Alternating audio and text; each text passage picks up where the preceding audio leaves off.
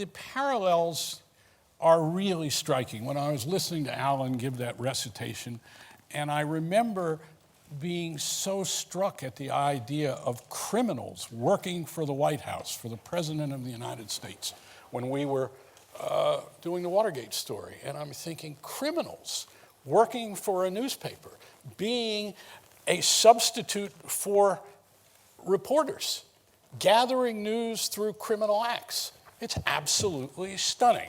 Both are shattering cultural moments of huge consequence that are going to be with us for generations. That really what Rupert Murdoch managed to do was break the very civic compact of this country, particularly, through achieving a degree of control over the essential institutions of a free society: the press, the police, and the politicians. It's extraordinary. And I have been one who has never accepted any of this gate stuff and parallels that are always made, usually by the Murdoch press, to some sex scandal with a gate appended to it. But this is the one gate. We didn't add gate to it. We call it the hacking scandal. This is for real. And the parallels are remarkable because, first of all, the important thing is not the smoking gun and whether or not Rupert Murdoch knew that on X date one of his employees hacked a telephone. The important thing, like any more than whether Richard Nixon knew on X date that the burglars were going to go into the political opposition's place and wiretap. It's about a sensibility. It's about a sensibility that corrupted a free institution. And the consequences of that sensibility are so far-reaching because what has happened in terms of the low end of the Murdoch press is that it has driven the ever-descending lowest common denominator of journalism, not only at Murdoch's papers, but in this country, particularly at the other tabloids, in our country as well. It has resulted in a diminution of repertorial standards at many, many newspapers which have emulated the Murdoch press in terms of the most basic decision we make as journalists and reporters. What is news? I actually think there's not much wrong with the PCC code. It says you shouldn't do all of these things. You shouldn't commit crimes. You shouldn't do long lens photos. You shouldn't invade people's privacy. It's all there. But what goes wrong is it's not really enforced. And what I've said is, if you look at the broadcasting code, which Channel 4, for instance, would abide by, there are tough sanctions. If they breach that code, they get fined £250,000. If they report a story that they know and then willfully do a story and know to be wrong, they have to correct it prominently in their bulletin so people can see it. Not so you see no difference in the principle of publishing in a newspaper and broadcasting? No, there's a difference, and that's why the codes are slightly different. But what I'm saying is a difference in terms of the enforcement. You need proper sanctions, and it needs to be enforced independently, not by a group of editors who sit around a table, because that's where it's been failing. When politicians, including David Cameron, say the relationship has been too close, what do they mean? What do you mean? What's been the impact of that relationship that's been too close? Well, let me explain. I can explain about it. Because actually, when David Cameron first became leader, we tried to adopt a very different approach. We had our analysis of what had gone wrong under Tony Blair was that he basically, they put too much emphasis on getting the headlines right. And so there was a lot of barking at newspapers who didn't report what they wanted to, a lot of giving out goodies and exclusive stories to the papers who did do what they wanted to. We said we were going to be different. So when we came in, actually it was our settled position that if invited to speak at the News International Worldwide Conference, we would have politely declined. Not to sort of say to Murdoch, but just to be very clear that your power is not recognised. That was the position of David Cameron.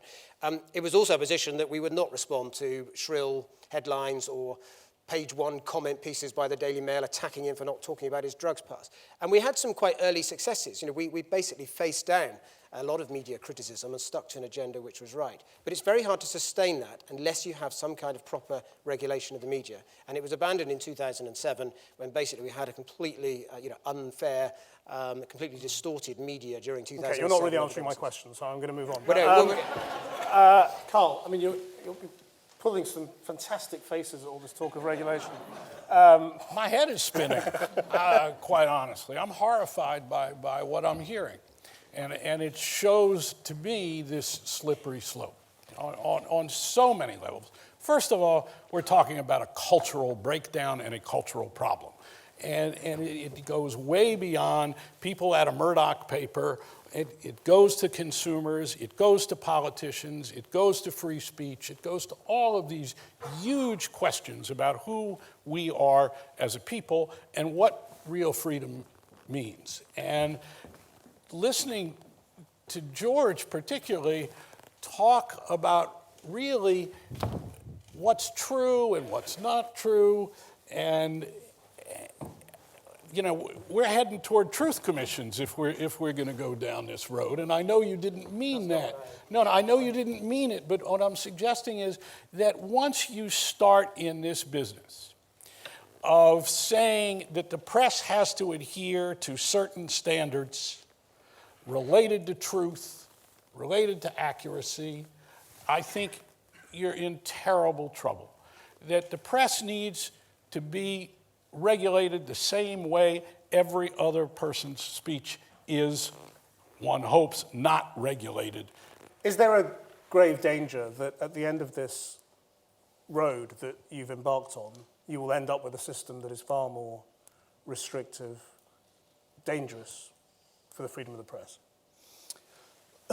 Well, there's a danger, yeah. I don't know how you quantify it, and we can't yet see the shape of the Leveson inquiry and how he's going to do it. There's a slight awkwardness about the inquiry, which is going to reach its conclusions before it can establish the evidence, but that's due to the possibility of criminal trials. So, you know, in the end, he's going to be deciding between some form of statutory regulation, which I don't think the government has shown any signs of wanting, or some form of independent stroke self-regulation. And I think the questions there are, one is the one identified by George, so what kind of sanctions can you have?